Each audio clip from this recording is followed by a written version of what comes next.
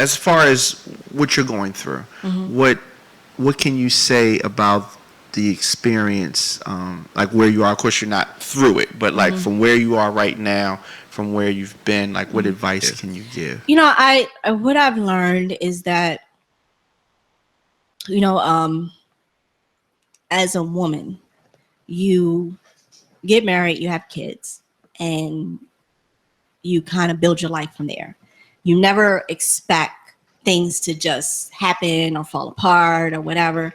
And, you know, like I tell women, you know, I've been married for 17 years. And, you know, when you're with someone that long and you build so much, a family, a business, a household, you never expect things to just unravel or even fall apart. But you kind of learn that through it all, you can, it's meant to break you, but it can only do as much as you allow it to do. So, you know, and I'm not going to say it's not easy. It really, it's not easy. And I learned so much about myself. I really did. You know, I often tell people, you know, I'm going through a divorce right now. And I've been separated from my husband for probably about a year. And through the course of the whole relationship, through everything, you know, happening around us and happening to us, I realized that, you know what, I have these two kids, and I came from being a married woman to now being a single parent. But through it all, I realized that for the past probably 2 years, I really was not happy. And I didn't realize that. I was always, the more and more I thought about it, I was always recognized as somebody's wife. I became so embedded of not being an individual that I ended up just being somebody's wife. And I was comfortable with that until I had to really be on my own. So I realized that, you know, as much as I wanted to try to keep my marriage together, and as much as I try to fight for it, I realized that, wow, I wasn't really happy. I really wasn't. And I didn't learn that on my own. I actually went into therapy for a while. And I learned so much about myself. I learned that the person that I made myself into being, I didn't like who she was. I really didn't. I didn't like who she turned into be. I didn't like who she was trying to be. And I said, you know what? I can't be that person anymore. And once I realized that that person was not me, I was like, you know what? I got to break free from this. I really did. And once I really broke free from it is when I really started being happy again. I started, you know, realizing that, you know, my kids needed somebody who was, you know, not somebody that was going to fall completely apart. Not saying that they didn't see me, you know, have my moments, but through it all, I wanted them to look at their mom and be like, you know what? My mom went through all of that, but she came out much better than what she was. And I didn't realize that. I realized that for a long time, I was walking in this fog and didn't know it. So, Do you think that quite possibly at some point in time you might have left? If the situation didn't play out the way that it did, do you think that's possible eventually? You know what? I don't know.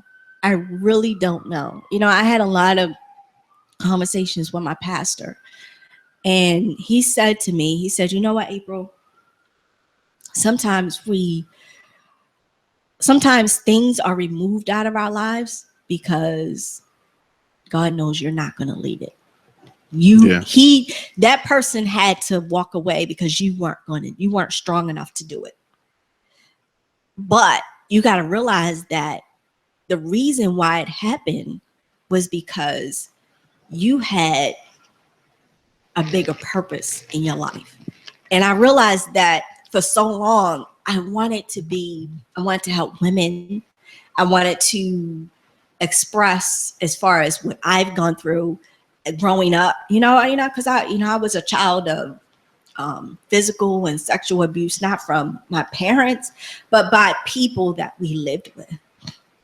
So, I realized that in order for me to really, really understand me, I had to go through what I had to go through. And I don't regret any of that. I don't look at it as, oh my gosh, or woe is me, or, I'm want pity or anything like that, because I don't want any of that. To me, this was a learning process for me. And I learned that I'm entitled to how I feel, how I express myself, and I don't have to give any apologies for that. So, it was like I said, it was something that I realized I had to go through. But for would I have walked away? I don't know. That's a good question. I don't know, because I was, I was so much for my marriage. So, but it just didn't work out that way. And, I realized that everything happens for a reason. So. How difficult has it been for your girls? My girls are they're so resilient. They've grown up so much. My oldest daughter will be 16 this year, and I have seen her just, oh my gosh, just grow into this young lady so fast. But she's like, she's like very strong-willed. She's very headstrong. She knows what she wants. She told me, she says she wants to be a doctor, and she already has what school she wants to go to, and it's like I said, it hasn't been easy. And they've had to deal with a lot. I never wanted them to go through what I had to go through as a child, because it took me a long time to really get past it. So, but all in all, I think they are, they're good kids, and we've kind of built this even stronger bond. And I noticed that even my two girls, they're sisters, but they're like each other's really, really best friends. So they're like super, super close. So, all in all, they're doing very well. So I'm proud of them. So as you're coming, like on the other side of this, what you've learned so many things, obviously, about yourself, but now it seems like you're taking a more public role, like a more in the front role, Right. Than you were before, and I think that's good. Yeah, that's true. That's true. I've never been a person that's really been out there like that. I've always been comfortable with being behind the scenes, but I realized that I kind of was pushed out there. A lot of women, they would hit me on Facebook or inbox me. It was like, April, I really would like for you to come and talk. I just recently talked at my church on Mother's Day, and it was like, I think it's more therapeutic. The more I talk about it, the more it kind of really helps me. And, like I said, I'm kind of really, like I said, I'm happy where I am. And, I never was into being a public speaker. That really wasn't me. That really wasn't something I wanted to get into. But the more and more I did it, I realized that it was more not just for me, but for the women who have similar stories as I did. And I wanted them to know that, you'll go through it, but in the end, you'll be better for it, and you'll be stronger for it, and you can't let it break you. That's the thing. You just can't let it break you. Going through the divorce, has this been the most difficult thing you've had to deal with? For the most part, it's been one of the most difficult things. Like I said, I've been through a lot in my life.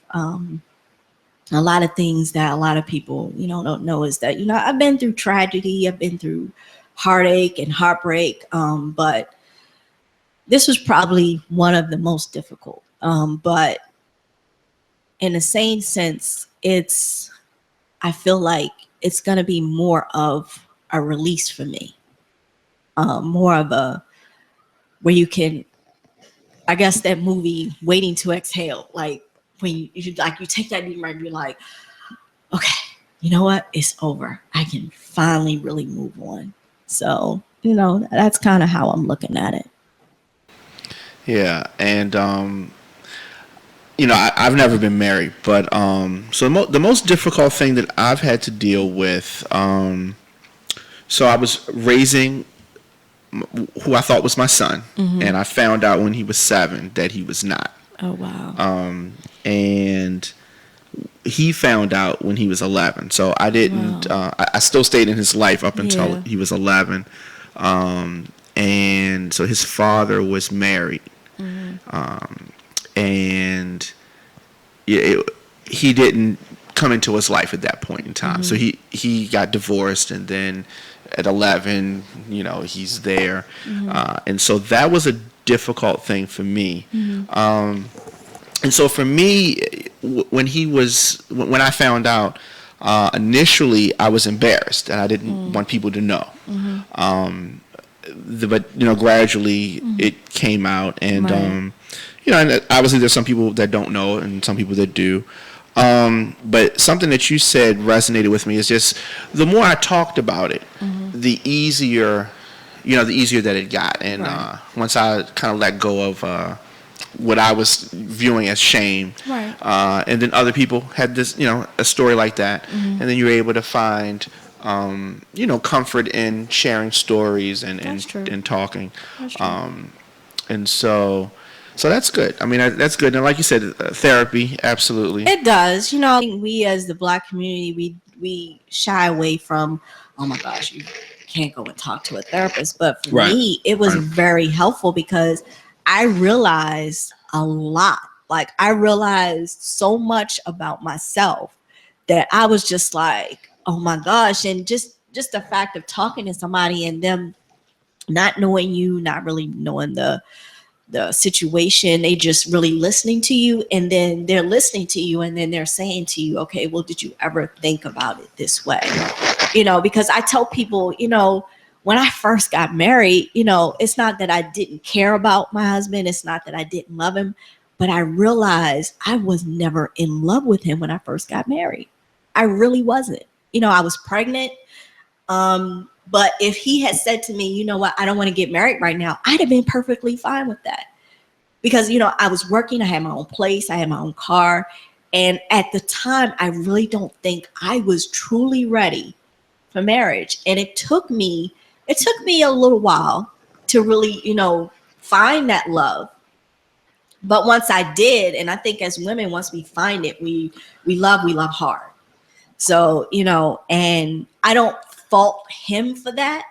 And I don't even fault him for how I felt for the last 2 years, because I think both of us weren't happy, but we were just going through these emotions. But neither one of us was really, really happy. And, did that lead to things? I don't know. I honestly don't know. I can't speak for him. I can only speak for me. But for me, it was more of, one thing the therapist said to me, do you think that you guys could have worked this out if you maybe went to counseling and stuff like that? And I'm like, I don't know. I don't know. In the same sense, I wasn't given that choice. I had to deal with out to me. But, I realized that it was something I had to go through. And, I could either sit here and be mad about it, or take what it is that I learned from it and maybe help somebody else, because when I was going through it, I had this lady, and then my mom, who had kind of went through the same type of thing. And talking to them, it was very helpful to me, because I realized that, okay, I looked at my mom and I'm like, she went through this and she was okay. You know, And I thought to myself, I said, like I said, me and my mom were homeless, but me and my kids were never homeless. I think both of us lost a lot, and I'm not ashamed to say that I did lose a lot. I lost a lot of, things that I worked hard for. I lost, but when I lost it, I didn't feel like, oh my gosh, what am I going to do? It was just like, okay, it's gone. That's fine. I can always get it back. Right. So, and I think that's what we kind of hold on to these things. But I said, like material things. Yeah, material things, and material things, that's what it is. That's what it is. It's material. But I realized that what I valued the most was my kids. My girls were what I value. We were still together. We were still okay. I was still able to provide for them. And, I realized that they needed their mom. So I did what I had to take care of them. And, like I tell people, I took a leave of absence from work.